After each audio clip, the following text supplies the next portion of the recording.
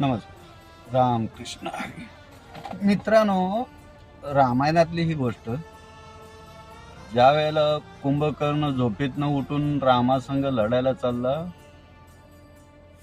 त्यावेळेला तो आपला मोठा भाऊ रावणाला काय म्हणत होता माहितीये का? हे राजा रावण, मी आता रामासंग लढायला चाललोय, मी जिंकून आलो तर ठीक आहे, पण मी जर हारलो किंवा मी मृत्युमुखी पडलो तर तू युद्ध थांबवून रामाला शरण जा आणि युद्ध थांबव. त्यावेळेला रावण काय बोलला माहितीये? रावण बोलला,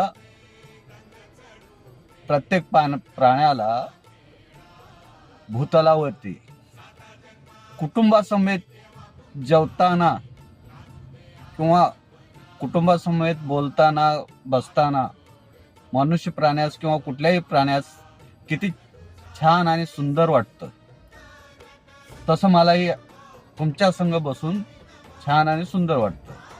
ह्या युद्धामध्ये मी तुझ्यासारखा भाऊ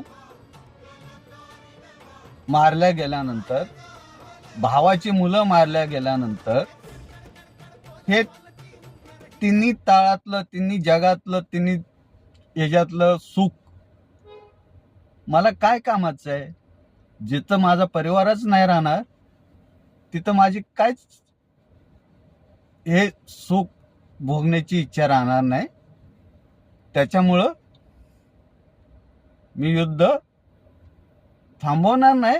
त्या युद्धात मी मरूनच जाणार आणि आपलं कुळ संपुष्टात येणार. असा महान विचाराचा रावण होता.